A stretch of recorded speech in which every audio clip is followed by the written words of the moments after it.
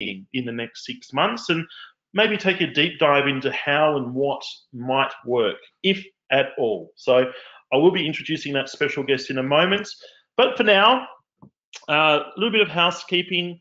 There will be a recording coming out tomorrow, so obviously it won't give you the ability to answer any questions. I will be trying to keep this a dynamic, I guess, session. So if you do have something that's relevant, please stick your hand up and reach out, and we are willing to stop and engage to, I guess, answer any relevant questions there at the time. If something's a little bit more general in nature, I will gather things up with our guests at the end to go through things one at a time. If there are any audio-visual problems, then please turn off any YouTube videos, any other, I guess, phone devices and things that might be draining the connection.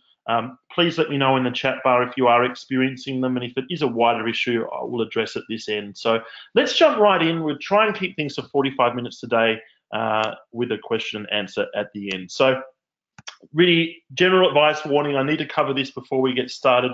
The information in this presentation is general in nature only and should not be taken as a complete or definitive statement about property returns and other investments. Please take the time to read this as mentioned here and be comfortable with this going forward. But you should not make decisions concerning your investment arrangements solely based on the information contained on this presentation. With that in mind, let's jump right in. Okay, so a little bit about me to start with, and I'm going to introduce our special guest, Josh Masters, in a moment, but I have been investing since the early 2000s. I did begin investing down here in Hobart, which is where I'm based, where I was born, but I have lived in Sydney in between. So did get invested quite early and moved to Sydney with my beautiful wife. Once we arrived there, we did want to start investing once again. So I had a lot of friends, I guess, that I've developed online in the property investment space, and they were telling me, hey, go and invest in Western Sydney. We were looking at a place in Mount Druitt. That property really rattled me, I guess. I'll give the short version of this story now because I want the focus to be on Josh's amazing history and how he's navigated the investment terrain. But I will say that I did develop analysis paralysis after seeing a few properties there in Western Sydney. It took me 2 years before we were able to purchase again. We went right back to our roots and developed a framework to, I guess, analyse how to assess value and growth in markets we might not be so familiar with. Okay, that has continued to evolve since those days into 2011, where we did found Ripehouse. From there, we, I guess, evolved into the platform we see today. So we've helped many, well, I guess it'd be thousands of investors purchase investment properties. But I guess we have to take things to another level in some cases and work with other established experts and advisors in the industry to provide an extra layer of due diligence and a higher caliber of results. So therefore, we've, I guess, evolved into Ripehouse Advisory, and Josh is one of our approved panel of advisors. So it's great to have him on the line today. So please join me in thanking Josh for taking the time out, and welcome to the line, Josh. Thanks, Jacob. Very warm welcome. It's nice to be here, mate. Well, it is nice to be here as well, but I'm distracted a little bit at this time of the year. So it's a very important issue, I guess, that we're digging into, and I know we've all got Christmas plans coming up. So let's address it this year, 2018. Gain some clarity. Pick your brain for the next hour or 45 minutes, Josh, and move forward into 2019 with a direction. It will be great. But hey, Josh, can you just probably go back a few stages? How did you get started in property? Maybe some, I guess, learnings from your investment journey. Give us a little bit of information about your portfolio, and I guess maybe some key takeaways from where what you've done in property might be great to know. Yeah, definitely. Well, look, I actually started investing in property when I was about 22. I did it by accident, if you can believe that. I was waiting tables at the time. I was coming to the end of my university degree. I was studying in Sydney, and I was waiting tables down in Darling Harbour, if anyone knows that area. And yes, I worked pretty hard. I had saved about $26,000 at that time, back in 1999. And the idea was to travel after I'd finished my university degree and to travel indefinitely. So I had these big plans. I was going to go through Africa, etc. And before I left, my dad said to me, "Look, Josh, why don't you think about taking some of this money and putting it into property?" And Beautiful. I think I have to preface it and say, we didn't have any property in our family. I lived in housing commission for many of my younger years. We rented for the majority of our life, so property wasn't Mm. in our blood. And I think it was probably one of my dad's biggest regrets, moving forward. And he said, "Look, get into property." We ended up looking at this little property up in Ballina, up near Byron Bay, Yep.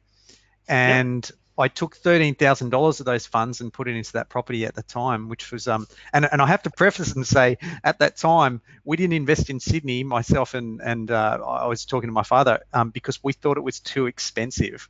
So if that gives you any sort of context I around like it. the Yeah, good markets logic. today, Yep. yeah. Very.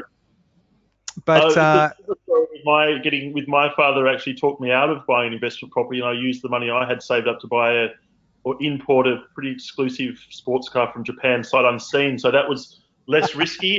The car arrived and we couldn't insure it, so I put it back on the market and bought a property and didn't listen to that advice again. So it's good that you've got amazing. probably a differing advice from.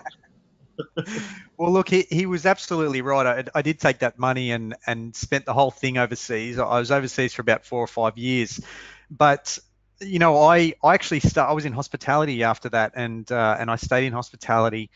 And the property was almost one of those things that I almost forgot about. I threw $20 here and there into it to top it up over the years. And over that 10 years, I actually worked pretty hard in hospitality. I bought my own restaurant up in that area as well. And it was after that sort of 10-year mark where I'd worked so hard in my job. And then I'd looked at my property, and my property at that time had tripled in value. Mm, And it was then that I really thought, wow, for all the blood, sweat, and tears that I've put into my career, that property has actually made me more money than I could have ever saved on my own. that's And great. that was when the real sort of light bulb came on for me in terms of investing and what it meant to have assets underneath me to really future-proof where I was going. Mm, I then really turned around and I took a bit of a left turn. I sold the restaurant. I went back into more creative fields, and I went and studied interior design. I really loved yes. the creative side of it, and I went into doing a lot of draft work. I migrated into doing renovations and extensions, a lot of DA work. That's development application for people who aren't aware, and then decided that from there I was actually going to pursue property deals full time, for better or worse, I think at the time. But I decided to effectively close the studio down because I was doing a lot of work for people around Sydney who were making some good money, and I was helping Mm, them do all the drafting work and all the creative work. And I was thinking, well, I really love property too, and I've got this portfolio. It was only a little one at the time, just building, but I could really mm, do something here. And I closing down the business, I have to admit, probably wasn't the wisest move at the time. Probably one of my mistakes where I realized at that time you can have all this equity in the bank, but unless you can service the income with a job, or definitely. service the debt with an income, I should say, the bank's not going to look at you.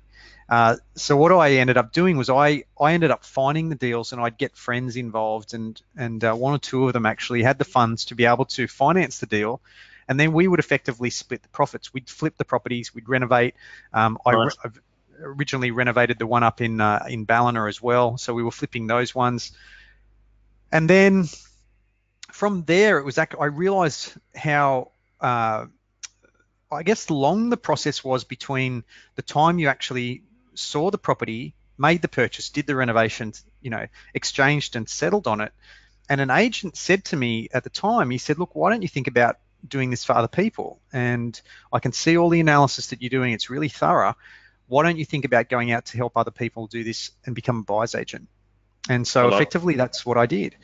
Um, that was about 7 years ago, nearly probably 7.5 now.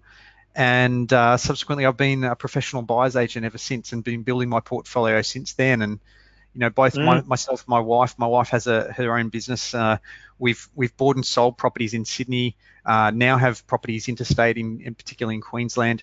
I think one of the big lessons that I did learn was that while we made quick hits on flipping properties, Mm. the real value I found over time was really in holding those properties. And I became a big advocate of buy and hold, because that leverage position, you consistently have that asset growing and growing, and it doesn't look like anything in the short term.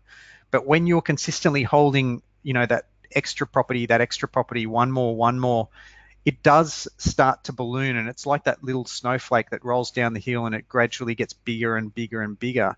And that's where I really see, I really try and teach my clients now the value of holding property portfolios and making sure they're manageable and sustainable to be able to hold. And that obviously, becomes a cash flow question, Jacob. Yeah, yeah. Thank you so much for that insight, Josh. It's really interesting to see another journey and relate it back to myself, and I'm sure the other listeners have much appreciated it as well. Pleasure, really my pleasure. I guess that probably provides a little bit of context, as I wanted to jump in now and talk about, at a high level. I really want to, aware of time as well, dig into the guts of what we're trying to establish here today. But I have to say that Buyside, we've been working and crossing, I guess, paths for a few years now, Josh. You are an approved Ripehouse advisory partner, and more on that later in a moment. But can you tell us a little bit how that transition occurred from, say, personal investing into Buyside, and what you actually do at Buyside, just at a high level, just so we can gain some clarity? Yeah, absolutely. So I was working in the industry for about 3 years before I started Buyside. Cut my teeth on the industry and then went out. But I was actually relegated to a small, very small sort of market in Sydney, particularly eastern suburbs, and we were buying there for investors. And it was over time that I realised that the markets were doing different things, and nationally and regionally, and it wasn't enough to be just in the eastern suburbs. And that was when I really broke away and started focusing a lot more on research. And now, we one of the reasons I love working with Ripehouse as a partner is that there's so much research that goes into identifying properties. We have a model where we service clients nationally. Really, we particularly work for time poor, often very busy parents. Most of the time they've got kids. They're generally trying to build portfolios and establish those over time for their future retirement. It is particularly a growth strategy balanced with good cash flow along the way. And we're particularly focused on the investment markets in key metro and major regional areas from a risk perspective as well, where we're looking for, solid employment nodes, economic development that will make sure that portfolio sustains itself for decades. Wonderful. I like it. That probably brings us on to the content of today in terms of, I remain and always have done very close to many investors, and that's how we help each other, is by, we know what problems we're facing and how to I guess, develop solutions, and you do the same on your side. Probably just wanted to clarify very quickly, is this webinar for you? I'm not talking in terms of, hey, look, you're sitting at your desk and you can watch it. More about the intent, in terms of, are you looking to use property to grow your wealth? Are you willing and able to, I guess, jump into property as the vehicle that will take you to your obviously lifestyle and retirement dreams? That's what we're here for. Is this you on the line? If not, maybe time is best spent jumping on to, I guess, another source of alternative education. But also, we're wanting to try and dig a little bit deeper and help those that are struggling to gain confidence in research and due diligence. So a lot of takeaways today around how to gain that confidence. And also for those of you wanting to achieve results and grow a portfolio, we don't want to take a one-stop, one property, we don't talk again. We want to continue a nice relationship where we evolve and develop and really gain trust and confidence, but also results into the longer term. So this webcast is about a longer term relationship that we want to establish. Before we jump into this, is now the content. This is what we're here for, I guess. This is the question that I'm sure you agree with me, Josh. A lot of people and investors are asking, should I even be investing at the moment, Absolutely. heading into the first half of next year? We've obviously got a federal election. We've got doom and gloom that's continually coming through our media. We've got 60-minute stories coming through with, positive or negative journalistic traits and capabilities, but obviously negative tones. We have conflicting media stories and this some of it fake news, to coin a term that's now quite familiar. But what it's causing a lot of doubt and I guess insecurity with investors. Can you add anything to what you're seeing on your side there, Josh? Yeah, look, there's a lot of uncertainty in the market. I think you can have all the economic conditions in place, and I think I saw this back in 2011, 2012 when the situation was ripe in Sydney to take off. What it lacked at the time was consumer sentiment, and I think it's so important. If we don't have the confidence here, we just end up sitting by the sidelines, and it's really makes us sort of halt in our tracks. And I think you're right. With the election coming up, with the Hayne Royal Commission that we've seen, there's a lot of uncertainty about what's happening in the banking sector. The banking sector itself has pulled back and tightened up lending conditions, which I know we're going to talk about today. But it is critical, I think, Jacob, to take a really long-term perspective on this and realize that, this is not the stock market. It's not something that jumps up and down that we should be getting in and out and trading in a respect. This is a long-term hold, a long-term asset. And I always tell clients, if you look forward in 5 years' time and then were to look back at you today, is now a good time to be buying? Yeah. And you would have to say yes. I mean, it's a depressed market right now, and that makes for great buying opportunities. And there are markets within markets doing different things, and I think that's something we're going to talk about today. Definitely. So we've had a bit of obviously a chat before this webcast, Josh, and we have sort of put things into three buckets. I guess a lot of the queries that come through around, hey, can you give us some clarity around the Sydney and to a lesser degree the Melbourne price corrections? And is this looking to tumble and continue on this downward spiral?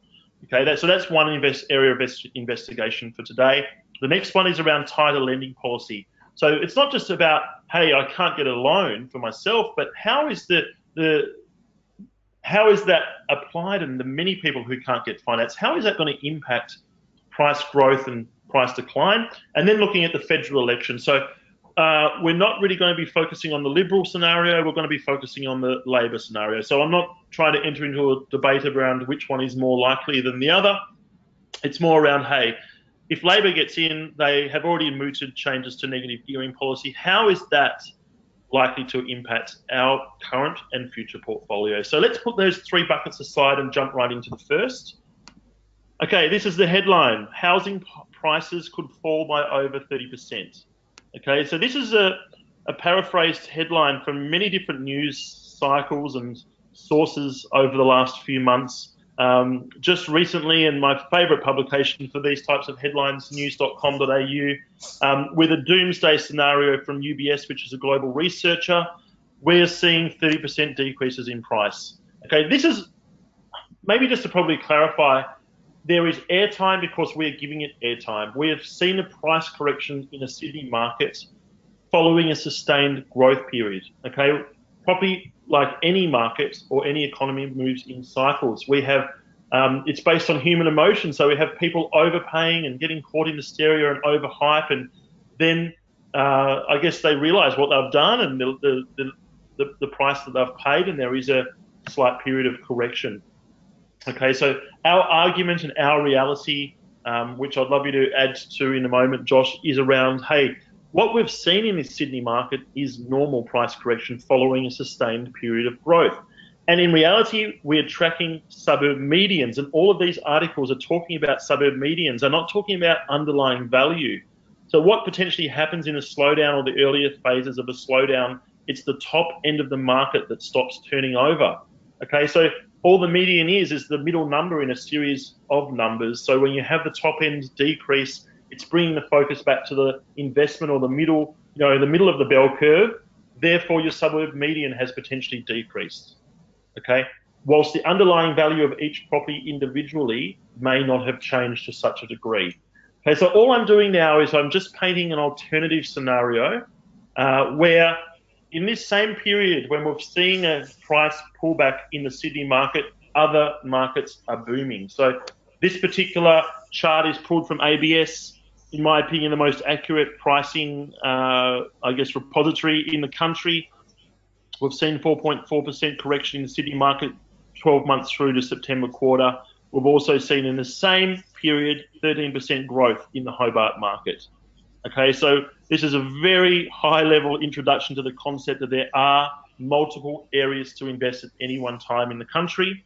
I'm probably going down into a rabbit hole here, Josh, in terms of getting a little bit nerdy, but what are your thoughts on this topic?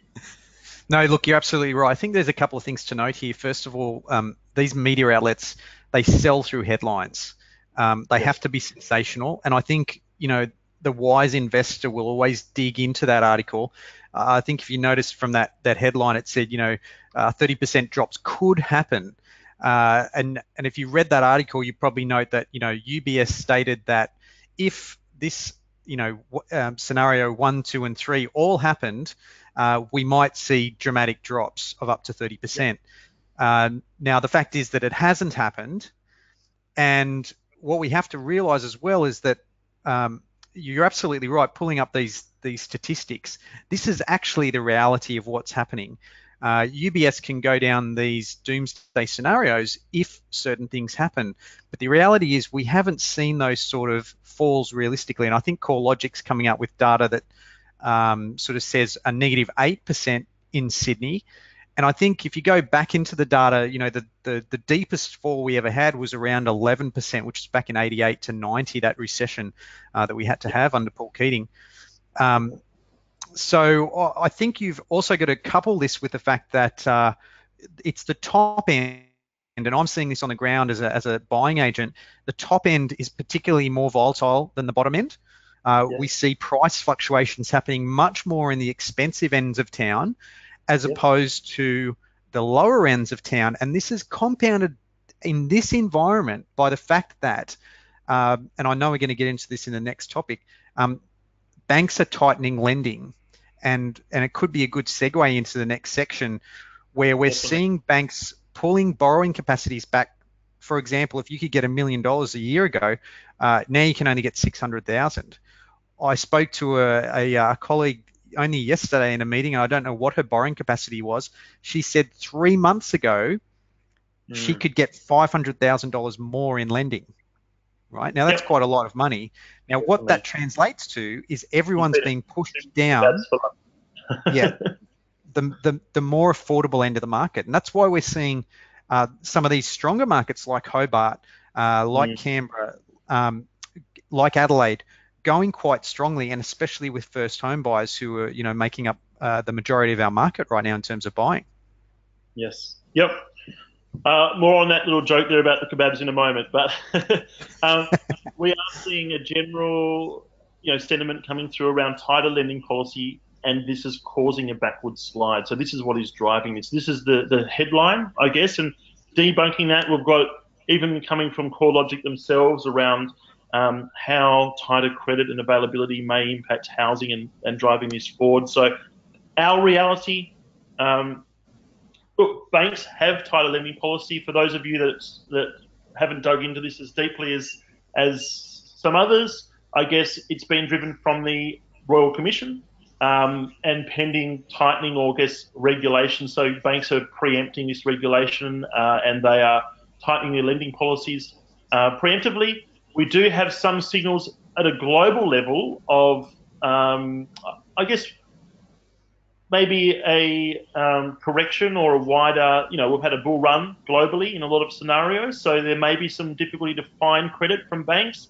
Another factor that is driving tighter lending policy comes down to their actual policy, technology that's available to them. So they're actually going through your bank statements to a very high degree. And there was a story that I read in the last week where one lady had a loan knocked back because she ate kebabs for lunch. Literally, she would have FPOS transactions where she would eat kebabs for lunch, and the bank said, your disposable spending is out of control. We see what you're buying and what you're doing, and we're not lending you money because of the risk that that possesses. You're not a saving personality, you're a spending personality. So banks are changing the way that they lend money. And what's that doing? It is dictated by the amount of money that is available to them. It is dictated by the risk posed to legislative changes. Having said that, they are dictating the rules. We can play within them. So we made the point previously that markets are moving in different directions. They act independently. So let's debunk the relationship between tighter lending and growth, because tighter lending may decline some markets, but in other markets, it's actually allowing more people to invest or gain ability to finance buying in them. So let's flip the coin onto the other side. We're seeing a scenario, as Josh mentioned, where lending and pre-approvals are halving. Which markets, if there's a general willingness for people to invest and be ambitious with their portfolios, which markets are they now focusing on? And we might see that the relationship occurring. What are your thoughts on this topic there, Josh? Yeah, like I thoroughly agree. I think just because we've got tighter lending doesn't mean everyone's got their hands in the pockets. It's influencing the market, no doubt. But like I mentioned, if people's borrowing capacities are being pulled back, if you're living in Hobart right now and the fact that you can only get 600,000 instead of $1 million, that doesn't bother you one iota. You're still going to be buying in the marketplace. You've got to remember there's still investors out there looking to invest, and it's just now where they're being driven to. I can tell you, living in the eastern suburbs in Sydney right now, people are not investing in 1.3, 1.4 million two-bedroom, one car park units. They're just not. They just don't have the money. They're being driven to other markets that are down the affordable end, where borrowing is acceptable at acceptable levels, and debt isn't out of control. And that's where I think we're seeing the most growth.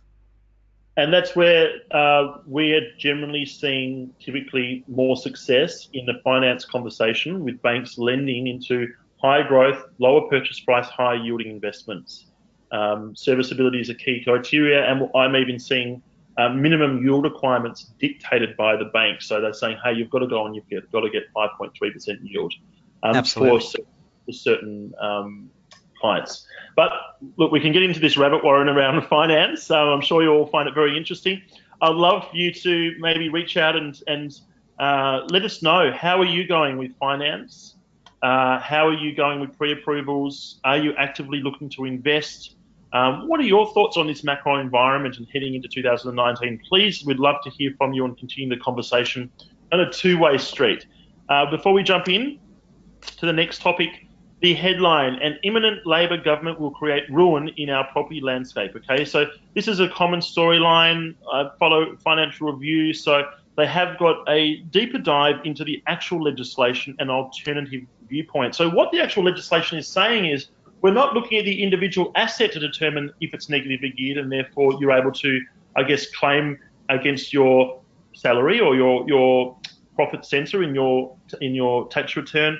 It's actually, good news is buried in the legislation. It's really looking at your portfolio in its entirety, and you are able to, it's changing the negative gearing on your overall portfolio. So many of us, I guess, if we have bought properties over a certain period of time, I know my first property, I paid $145,000 for it, and it's now rented at $400 a week. So that's firmly in, I guess time has that impact on increasing your yield. So if you have a portfolio that's got a property or two in it, your overall portfolio is negatively or positively geared anyway. This legislation is not going to impact you. If you did have a couple of properties in there and it was positively geared, and you were to buy a negatively geared property, it's potentially not going to impact you either. Okay, so we have to dig a little bit deeper into what the actual legislation is, because a lot of the storylines out there are doom and gloom, and obviously getting clicks through the articles and eyeballs on them. So there are changes. We have to probably think that the large part of the voting public own property. So it would probably be a pretty negative policy for all of that voting majority to be impacted negatively in terms of their property prices by any policy. So digging into it a little bit deeper and outside of the storylines, it's not as bad as it potentially looks. Anything you can add to that one, Josh? Yeah, I would say I think it's at these times that, if you're working at a real face value, you can be at risk of throwing the baby out with the bathwater. And Yes. we all read about these, sensational headlines, negative gearing, impacting the housing market. You've got to remember this is a $7 trillion market. It is still going to continue whether there's legislation approved or not. And I'm not going to argue one way or the other. That's a whole different webinar, I think. But Yeah. the question I pose to investors is, where is the opportunity? Where is the opportunity moving forward? If negative gearing is applied, what sort of property will appeal to investors moving forward? Will it be the more expensive, high-end, cash flow negative style properties, or will it be the more affordable, cash flow neutral or positive style properties, and potentially newer style properties, which they have made some concessions for moving forward? Is that where the market's going to move? Because it's going to move somewhere.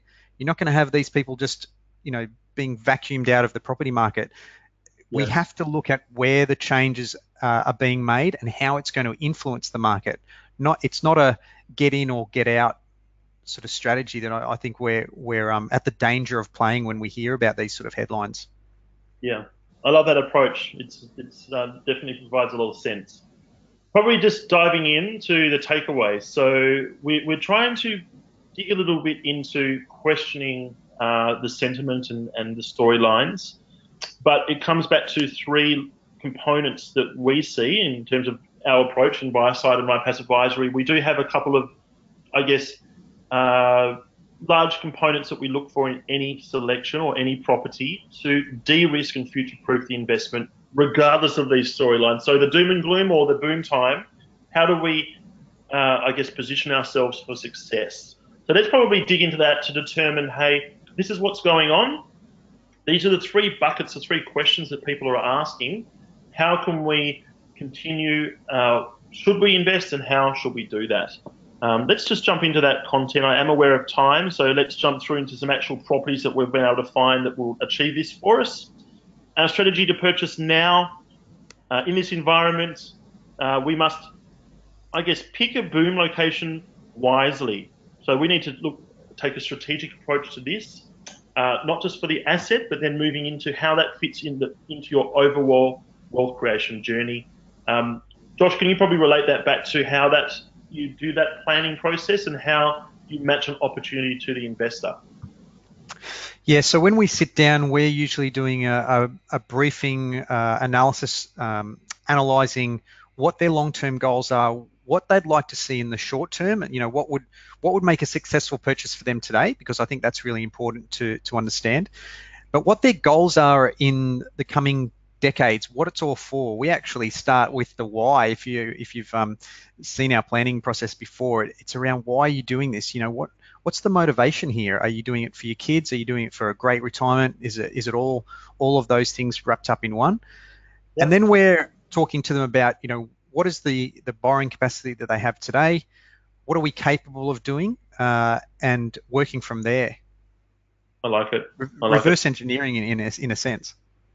Yeah, and I guess it's got to be this strategic approach in this, or I'm not saying this environment, because I just completely debunked that whole approach, because we've had an amazing run through this period and into 2019. We've got a lot of confidence in some of the areas that we're finding, which we're going to dig into in a moment. We've actually got properties sitting here that are on the market that we're looking at purchasing, to take you through the why and to show you the types of assets that will perform in this environment. So let's jump into those in a minute. I just wanted to frame this really quickly before we jump in, and I might just take the, maybe a helicopter view, because I am aware of time. But the key question now is, given this environment, how do we future-proof and de-risk our current next investment and our overall portfolio? In doing that, we look at three things. High performance capital growth. We look across the whole country and we find that. That obviously de-risks things if we can get that growth up front, irrespective of the overarching macro drivers. if we're able to manufacture equity, the sooner and to the larger degree that we're able to do that, the less risk in that underlying investment. We're not exposed to the market in the same way. And cash flow gives us options. It moves us forward. It allows us to be flexible in differing environments. So these are our big three. This is what we're looking for in this current environment. Can we find these three things together? This is what we are recommending. So jumping forward, I wanted to break down how we find high performance. Obviously, Ripehouse Advisory starts with every suburb in the country. We're going down to investable suburbs. These have a reasonable number of properties and turnover and sales, etc. We have a very sophisticated algorithm. So those over in the Ripehouse world are very familiar. We have our own very large data sets. We have a very sophisticated methodology to find high growth areas. We have an excellent track record of success. We use cutting edge technology like AI and machine learning and swarm intelligence to, I guess, pinpoint and refine our methodology. But that only gets us part of the way. We need to take this further. In Ripehouse Advisory, we further refine that. And Josh would know we actually only have 28 suburbs in the whole country which are currently approved locations. These are only available in partnership with our partnered advisors, which Josh, of course, is one. To get from 163 down to 28, we're actually on the ground in these markets. We are looking at the macro drivers. Hey, we're checking out the employment hubs. Is this actually influencing the property? We're street by street analysis to refine. I guess it's fundamental analysis. The first is technical, and the second is fundamental. We need to be very resilient in finding high performance growth, especially in this current environment. How do we work with buy side, and how do, I guess, those results get amplified? Because what we're concerned about in the DIY environment, you're a busy day, a day job, you've got a young family, you've got this research, and we're scared of the fact, I guess, that the value of that research is not transferred to you successfully. So this is why we're working with buy side as an example to say, hey, you're a professional in negotiation, you have a track record of success of obviously building your own portfolio, but building it for others. You've, I guess, got a commitment to holistic wealth or client wealth. It's not just a one shop, one stop, buy a property and let's not talk again. It's an ongoing dating relationship where, hey, you're accountable for that wealth moving forward and you're there every step of the way. I guess the ability to nurture trust and build confidence and obviously educate is a key component of each asset selection. So we can provide the best research and asset selection to Josh at buy side. He needs to, I guess, translate the value of that to you as the client. And that is a trust and nurturing process. You obviously still have to pull the trigger and we go for that together. It's a unique relationship, I think, that we have designed to protect the value of that research and to be able to perform in this environment. Sorry, I'm skipping through this really quickly. I wanted to get to the core, the case studies, the actual properties that we're seeing that will work in this environment. But just really simply, on the two sides of the coin, it does make a combination of Ripehouse Advisory and buy side. We need to have professional negotiators on these deals. We are good at getting first into markets, but Josh has got to capitalize on the distress from the vendor and negotiate effectively, drive down and buy under market. He needs to make sure that that investment is fitting you strategically. And Josh, it might be worth you taking us through your expert checklist around each individual property. Yeah, so I think this is a really beautiful marriage in being able to provide the research expertise in where to look and then what to look for, and then having a negotiation professional behind the client to be able to drive forward and really direct where they can end up in terms of a final buy price and whether that property is actually suitable for them. And a lot of people come to us trying to get the best price, and that's fantastic. But one of the analysis is as you mentioned earlier, around the strategic allocation to each client. Just because a property is out there and it makes a great buy for one person doesn't mean it makes a great buy for everybody. And when we talk about financial circumstances, it really comes down to your personal circumstance. How is your family moving forward? Do you have a job that's stable? Does your partner have a job that's stable? Do you need to watch cash flow more than another person? Are you on a high or a low income? will this property suit you moving forward? And does it Yeah. suit you in the greater portfolio once we start building it? I think they're critical answers that need to be had. But then when we actually get in there, we actually have, internally, we have an 87-step process that we go through with a client to take them from the buying process all the way through to settlement. I personally am probably coming up to nearly 500 property deals in my professional career so far. And Wonderful.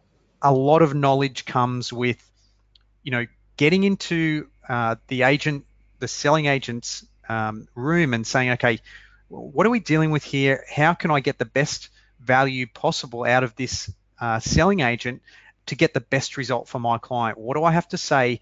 When do I have to say it?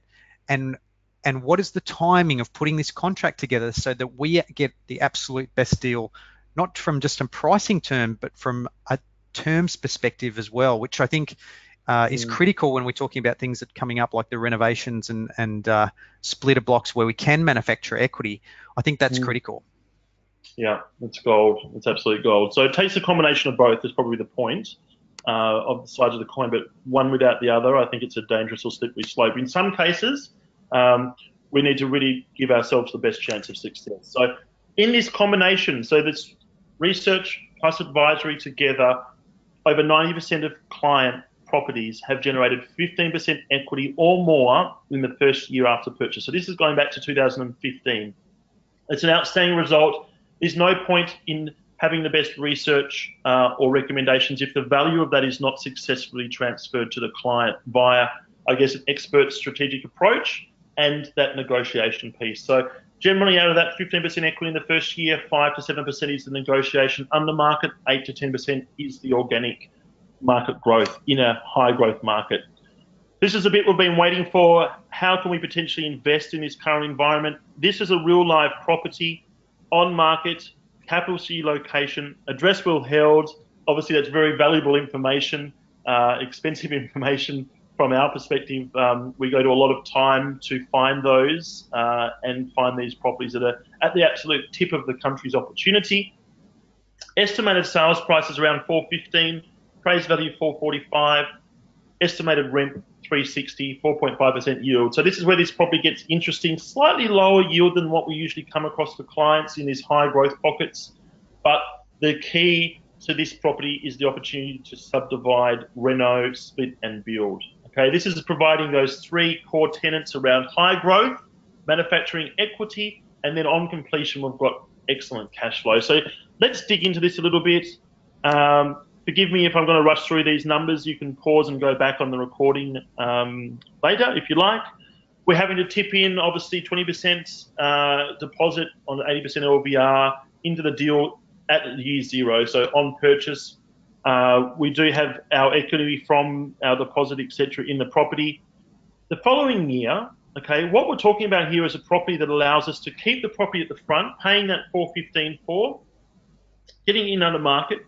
We're in a R30 zoning area in our capital city, and for those of you that don't know, that means that for, let's say, a 600 to 700 square metre block, we're able to put two properties on that. So you draw a fence across the back of the existing dwelling, you create a battle axe block. We're seeing $550 per square metre for that battle axe. So if you can get 350 square metres off it, it costs you about $25,000 to do that. You're actually able to sell that battle axe into market at $190,000, obviously minus your selling costs. These are the sort of deals that we're able to put together in finding these high growth manufacturing equity deals. What that also means, so you've manufactured equity by splitting that block off. You're able to then build on that block, $190,000-ish for a 3-bedroom, 2-bath, new build, double glazing, all the nice bells and whistles, reasonable standard property. So you've spent essentially, I'm rounding numbers here, $210,000, $220,000 to build on the back, and that second property is actually worth around $450,000. Okay, this opportunity exists in a market that has been through a sustained down period. We have very dramatic green shoots and strong indications of high performance growth moving forward. We are targeting areas which have transitions to larger block, older demographics who are retiring and selling down into other suburbs. And we have a younger generation coming in who want new builds and they don't mind smaller blocks because they go to the beach and the park. Okay, so we've got a changing of the demographic profile of the suburb, an entrepreneurial council, a recovering macro market, great underlying drivers for the suburb and the property itself. We're able to come in and spend another 114,000 if we want in that first year and build. If we don't want to, we've got a strong growth asset. We're able to subdivide at low cost and sell that into market and keep the cash profit, or we're able to build. This scenario is a total build and asset realised value of 995, equity position potentially 308,000. We've got a very strong return on investment already. Continuing on through the years, we are targeting over 200% ROI at the end of year 3. In this scenario, in the current environment, buy, hold, reno the property at the front, maybe get some uplift there and increase our yield, split off the back and build. Okay, you can pick and choose your own adventure, I guess, on this. If you don't want to have the cash outlay in year 1, you can press the pause button, wait for that organic growth to occur and then do it down the track. But it's about giving us options. So, Jake, just to jump in for a minute, of course. So you're saying that we're buying into a high growth market that's like an emerging high growth market. We're buying under market value. Yeah. So high growth market. We're splitting the block at the back, which could be either potentially sold off straight away or putting a house on, which you've put there. Now that's an optional thing. So we're effectively manufacturing some significant growth there. So we've bought under market, we can manufacture significant growth, and we're in a high growth upside market. That's like a trio of gold here.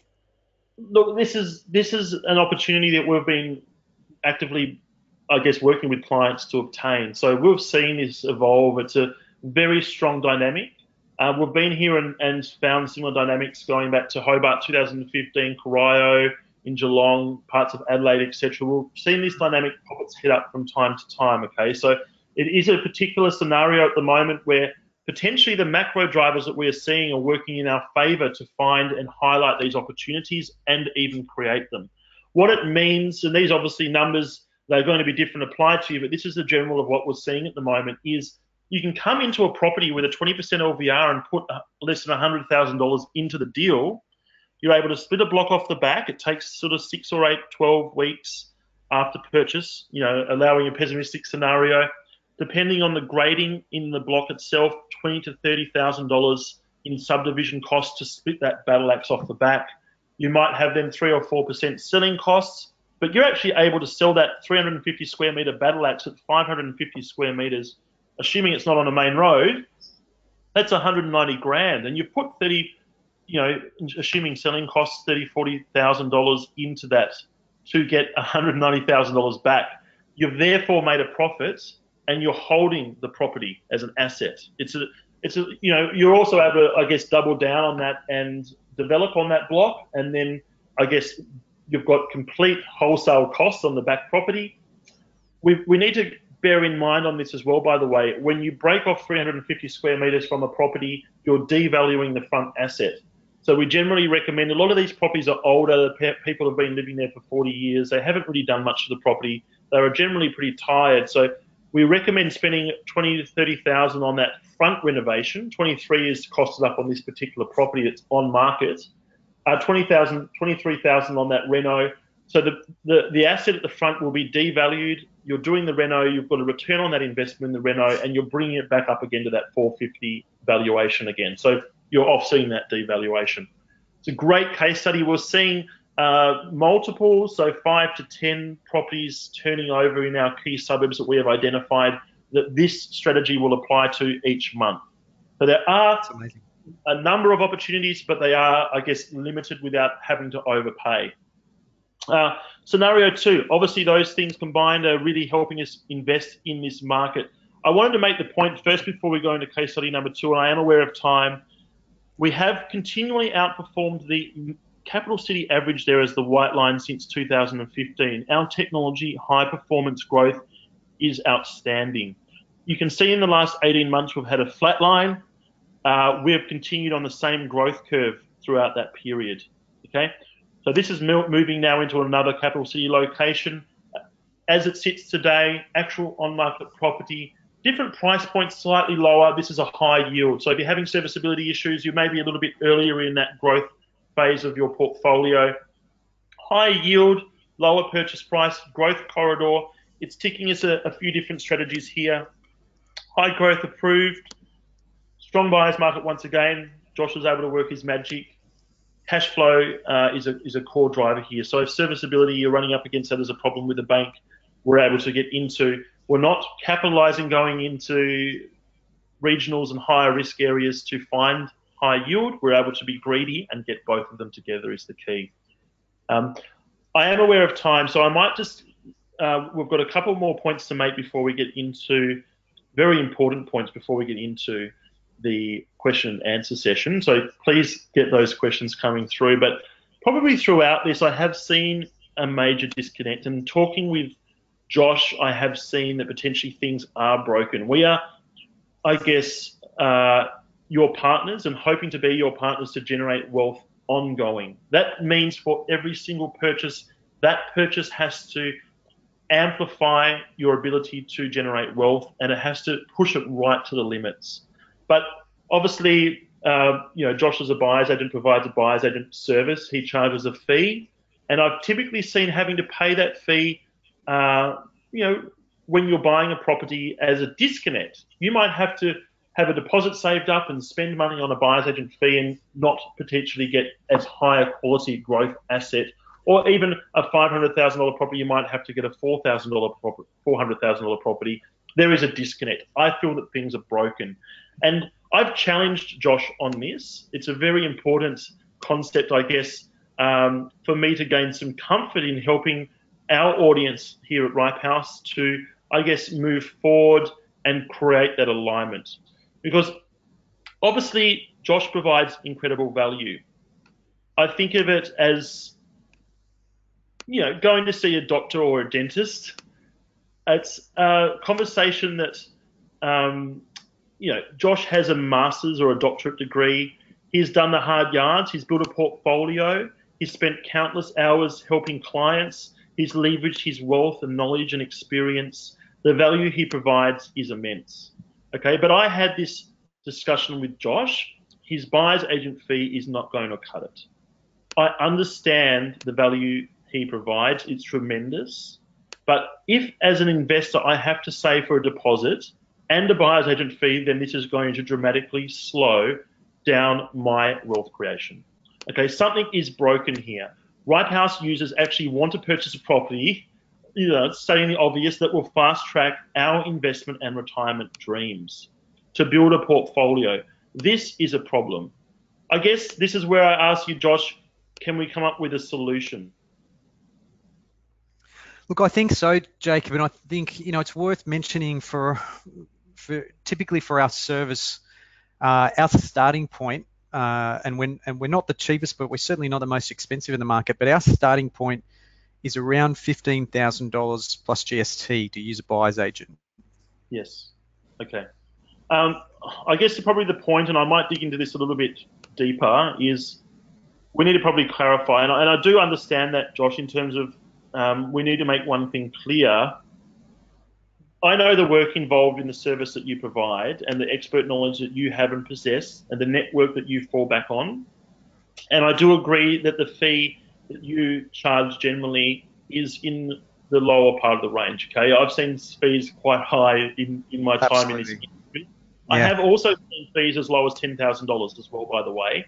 Yep. But when I also looked into how those businesses are structured, peek behind the curtain, if you will, potentially these businesses are making money from many angles, okay? Before I discuss the solution that I have mentioned, this is the fee that I've been able to reach agreement on for Josh and his services. This is available via Ripehouse Advisory, okay? Probably the real crux of this, that's not really the solution, okay? But we also, on the Ripehouse Advisory side, pride ourselves on innovation and high performance. And in doing that, that extends also to price, okay? We don't take it lightly to attach and partner with someone of like your background, Josh, and buy side as a reputation. Our results speak for themselves. We are about forming long-term relationships. I guess we are professional portfolio builders. We're not in this game to get stuck at one substandard property. Okay. If you are serious about using property to generate wealth and using our services, I guess, I think this is a great fit for your wealth creation journey. So I have worked with Josh to change how he receives payment. Okay, this is what we're proposing. I think this is a solution. $2,000 engagement fee. That gets the process started. If there's no property selected, then there's nothing further to pay. That's alignment. Okay. The remainder is payable. So $10,497, including GST, is payable only after we have successfully settled on an investment property. And this is payable in 12 monthly installments. Okay. We are in this together. We understand the value that we provide and are in this for the long term. We have aligned our service so that it does not inhibit your ability to grow your portfolio, to borrow and acquire assets that will take you forward, not compromising your borrowing capacity or pushing you into a lower priced property. We need to know your commitment, I guess, for sure. We need to know 100% you're serious about what you're doing to achieve your wealth and your retirement goals and dreams. I guess what we're asking, we need to know if we can help each other and deliver you the most value. So the next step on the line now is we need to know you. We need to understand that you are already able and willing to join us on this journey. So we do have a few questions to ask about what you're trying to achieve in property. I will send you a link very shortly, but you need to say yes. So just right now in the chat bar, say, hey, yes, I'm interested. Yes, please, whatever you'd like to say. But if you do, we'll send through some further strategic questions to get to know what you're trying to do, to get to know if there's a fit here, if we're able to help you and we have a way forward. That's the next step. We just say yes. I probably will mention as well, so what we have been able to define as this current opportunity in this market, we do feel a number of 10 in January is an acceptable target to reach. So this is demonstrated to us through the properties that we've been able to find as on-market properties into January. So we're only offering this installment plan to 10 clients in the month of the remainder of December and into January. Okay, this is something I've been able to organise with Josh. It's not generally available, but he has only opened it up to a small number of clients, which I do thank you for, Josh. But if you don't want to stick around for the Q&A, hey, I really want to thank you for taking the time to spend it with us today, learning something hopefully and gaining some confidence moving forward. And please join me in thanking Josh for taking the time out and helping us. Thanks to you, mate. I really appreciate being on here, of course, and I really have to thank everybody who's listening today because we're only 6 days away from Christmas, and well done for stepping up and taking a bit of a lunch break and listening to a little bit of some great insights from you as always, and what can be achieved in the property market today, and sort of debunking some of the myths that are out there in the media. And just being able to provide this this deal for people, it really kind of warms my heart in a way that we can provide a solution that I think you and I both agree on is puts a professional in a buyer's corner, an investor's corner at every level without inhibiting their ability to grow wealth and actually get greater borrowing capacity. It allows them to, because they don't have to put that big buyer's agent fee up front now, you can spread it a smaller fee over a longer period. You actually get a stronger borrowing capacity in the marketplace today, which allows us to do better and greater things moving forward with that leverage. And it also, I mean, we've gone over it, but it really represents to me, I guess we are experts and we've been around the block a few times in this industry, Josh, in terms of I've seen and personally implemented many different strategies. I personally, I'm not wearing a buyer's hat now. I'm wearing an investor's hat. I personally truly believe in strategy stacking. The majority of properties that I own are on very large blocks, and that was a key decision. So it's about de-risking ourselves, irrespective of if it's an up or a downswinging market. So we've reverse engineered the opportunity that exists into this market and found on-market opportunities that are able to provide us and meet our personal expectations of an investment. I think that's probably the key criteria here, because these are properties that we would personally and have personally approved. And that's a very high standard I think we hold ourselves to. Absolutely. And it's something that allows us to navigate the current environment and still potentially prosper. I think it's very important. But we have got a few questions, Josh. For those of you who don't want to stick around, the boss might be walking up on you and giving you funny looks. I'm not sure. Thank you for taking the time out. Let's just jump into a few questions that have come through. Please keep them coming. So a couple of general comments. First, let me just expand this out. I do like to run these independently so I can control what's happening. But obviously, Rachel's a few minutes ago, I'm not sure if you missed the intro, Rachel. Yes, there will be recordings coming out. We'll be looking at sending those in the next 24 hours, probably tomorrow morning once that's all collated. Dean, it has taken me 6 months, missed 3 finance clauses, and finally hoping to settle this week. Fingers crossed, Dean. You're in a let's get it nailed, I guess, before Christmas. But missed settlement twice in this last couple of months. It's been a nightmare, and the loan amount is only $369,000. So that's a general comment, Dean. I have experienced this where you've got pre-approval in place, and the banks are moving the goalposts once you. So I guess the process is this: you have $600,000 pre-approved, selected the property, then go back to the bank and say, hey, look, I've got a finance subject to finance clause, and the bank goes, oh, great, I'll only load you 80% LVR now. Previously, it was 90%. So, they're moving the goalposts at different points along this way. When you're focusing on these types of assets that we've covered today, they are outstanding opportunities in isolation. But, the banks that have their black and white lists of areas, they have their minimum yield requirements. Let's play by their rules to get the deals done for us, I guess. Those goalposts moving, Dean, is something that we've been seeing. General sentiment from investors, they are wanting to invest. They're beating the doors down. I'll probably just leave that comment there. Are you seeing similar things there, Josh? I am. I actually find it's not necessarily investors' fault or the market's fault. The banks are reacting to the Royal Commission's potential big stick and APRA's big stick as well, and they are changing the rules by the day. And I can tell you, I've been in approval.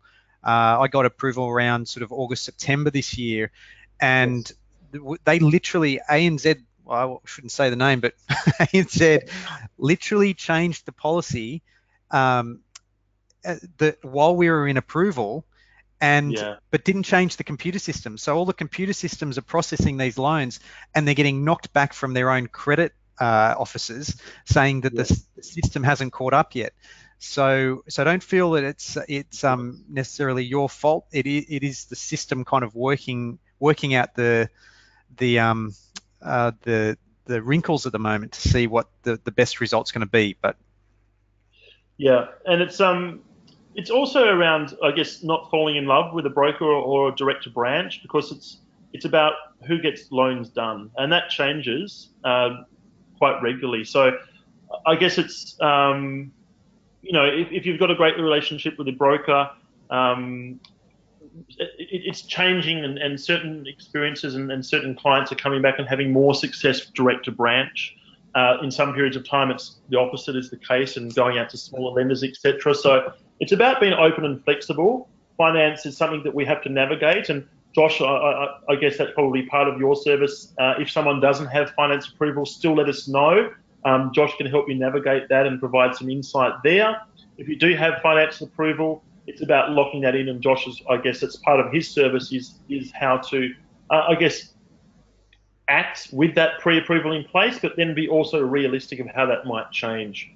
Where I guess there's strong alignment in the research and how we've structured how we can help, but it's also you get to pick Josh's brain in all of these problems. He's your partner in everything you're doing with this asset selection and wealth creation journey. So that's a big part of it. Absolutely. Camilla, sorry, Jake, I just said I'd add that it's really important to get the right team in place here. And, you're talking to a great person in Jacob in research space, you're talking to myself. We do know great people in the industry in terms of mortgage brokers and lenders that you can reach out to through our network.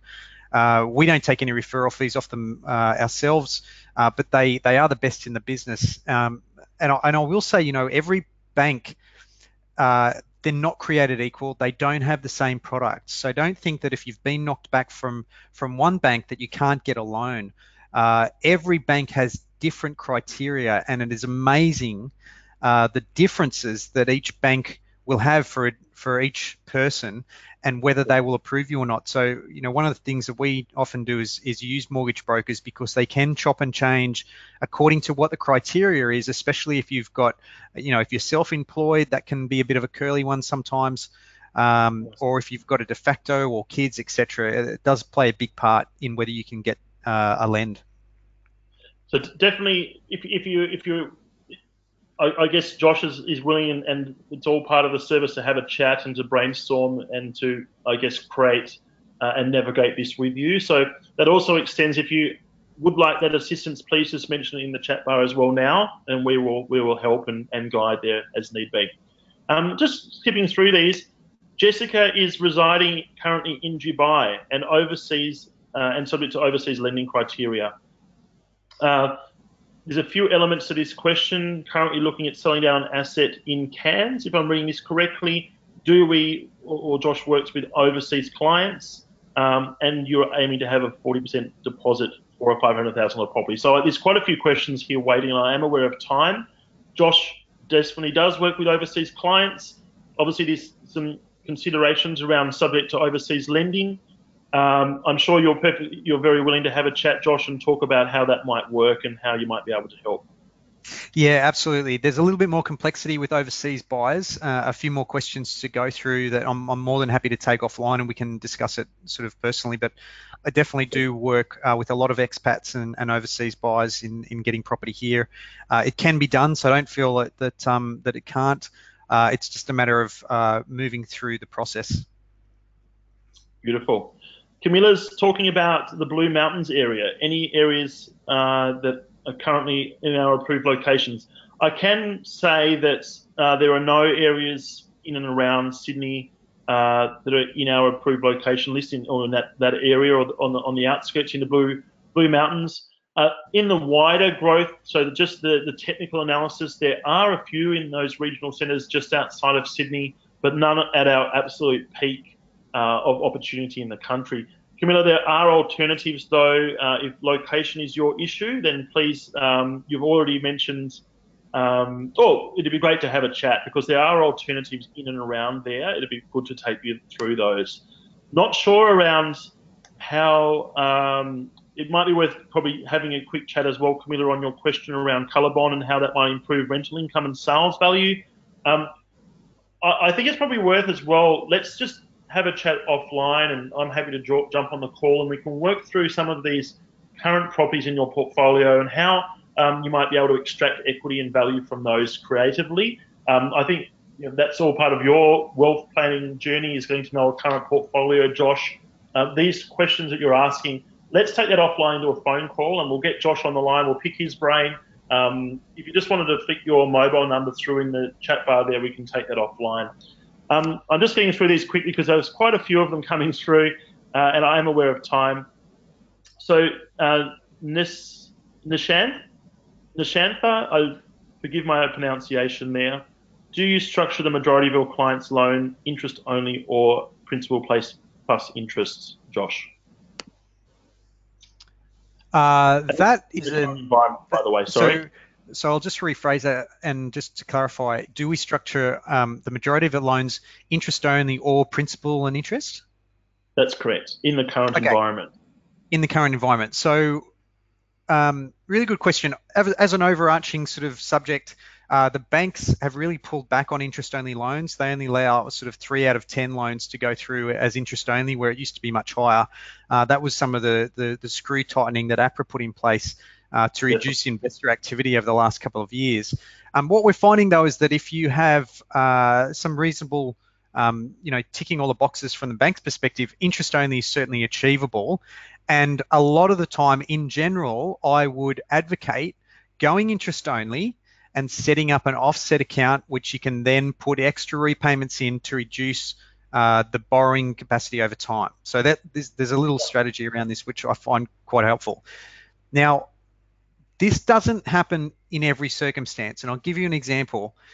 I sat with a woman the other day. She was referred through from a mortgage broker.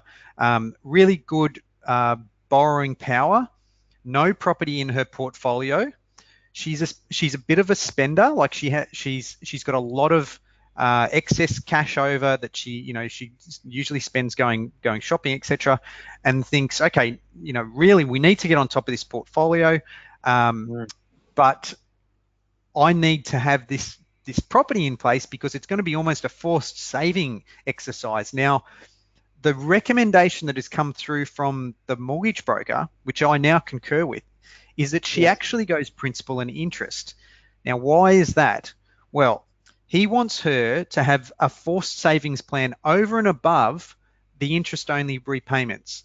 He wants her to be able to pay down that loan as quickly as possible, right? It's a much higher, it's probably 30% above what an interest-only repayment is, but she can afford it. He wants her to get to a level in her budget where she's comfortable putting that money away. And then later on, when she goes for a second and third property, he's going to redraw down on that loan itself and pull out the equity and move it across.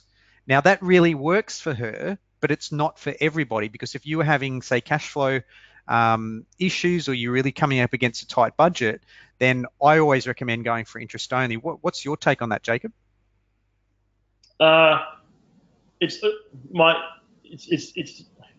probably the common feedback is you take what you're given almost. Obviously, interest only is, I'm sort of saying that bluntly, and I'm trying to gather my words in terms of, I've always personally, interest only is the only way to go. Obviously, that was a time in cases where I'd get 100% plus costs as a loan, and that'll be all interest only. And I can remember the broker, my primary broker over the years, had a very sad conversation with me one time and said, "Look, Jacob, I'm just not going to get you 95% anymore. I'm sorry, I really can't do it."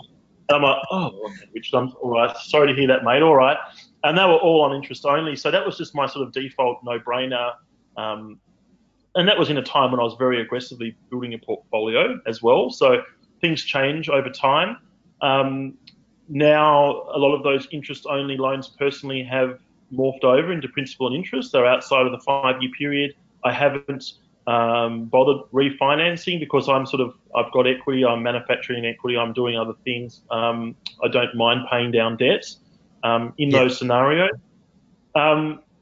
In terms of, I think in the current lending environment, I guess my opinion, and in conversations with other investors, we don't have the power to dictate terms really. It's almost, let's see what the banks will lend us and what LVR they'll give us. And then we'll see after that what we're able to purchase.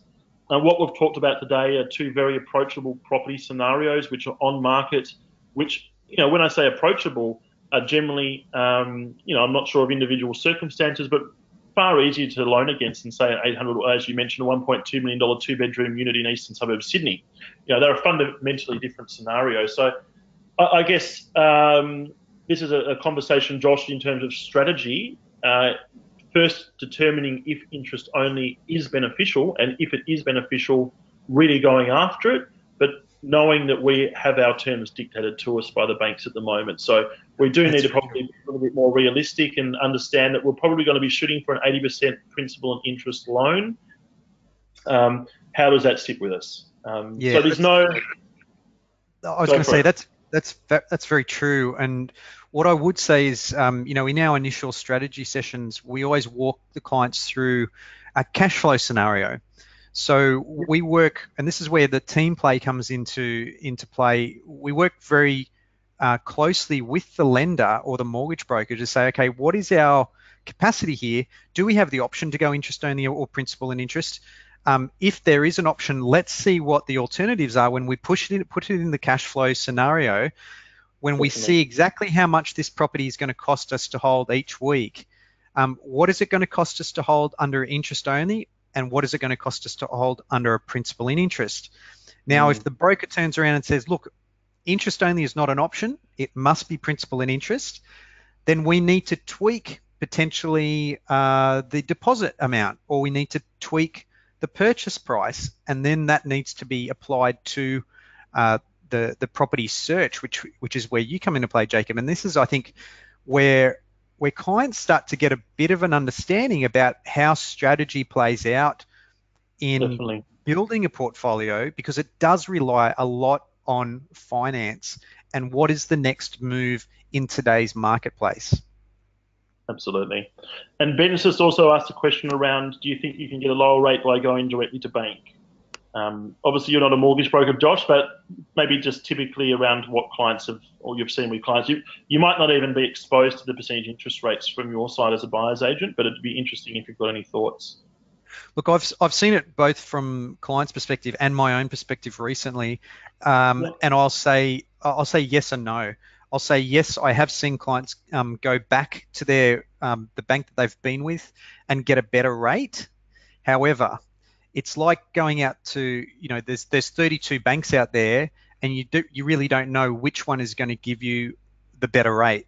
And often I'm finding I'm coming up a lot of with clients who don't fit the regular bill, and only 5 banks maybe out of 32 will only lend to them, but they don't know which 5. So it's not about finding whether that bank that they're dealing with will give them a lower rate. It's about finding the banks that will actually lend to you in this environment, and then working with those guys to say, okay, which one is not just the lower rate, but will they give me an offset account? Will they give me an interest only versus principal in interest? Are they asking for 10% versus 20% down? That can have a massive change on your whole borrowing scenario. So there's more to it than just rate, and it's often more than just dealing with the one bank. You really need to be shopping around. That's why I always advocate, using a mortgage broker, certainly a reputable one, but they really know their stuff and can shop around for you at really no cost to you. And there's also probably just a point on that as well. There's also mortgage brokers who are more biased towards owner-occupiers, and there are investment specialist brokers who really have a holistic approach to how to structure a loan and a wider strategic piece. And the way that they approach finance is very different. So it's about, reaching into Josh's little black book and finding those brokers who are doing great things and, generally able to achieve finance. Absolutely. I will just summarize now. Awesome questions, guys. If there's any more individual subjective questions, please flick them through and we'll take the time on email to get back to you. There are a really nice number of you that are interested in more information. What that involves is I'll send you through an email shortly that asks you about 15 questions, very quick to fill them out. Just trying to understand your motivation, your strategy, your goals, what you're trying to do in your next asset purchase and your capabilities to do it. Also looks at your risk profile. That information is collated. We work with Josh to develop a strategic brief. So what that means is we look at what types of property and strategy might work next for you. That allows us to understand what you're trying to do, and then we can jump on a call and I can pick Josh's brain for you on the call to work out what he might recommend and how he might structure things. Obviously, we can talk about some properties that might work for you. So when you say yes and you are interested, still it's not too late. If you wanted to just mention in the chat bar that you'd like us to send you through that information, we'll be more than happy to do it. Just probably explaining a little bit of the clarity around how that process works. But for those of you that have stuck around, I really do appreciate you taking the time out. And Josh, once again, thank you so much for coming on and providing such awesome information.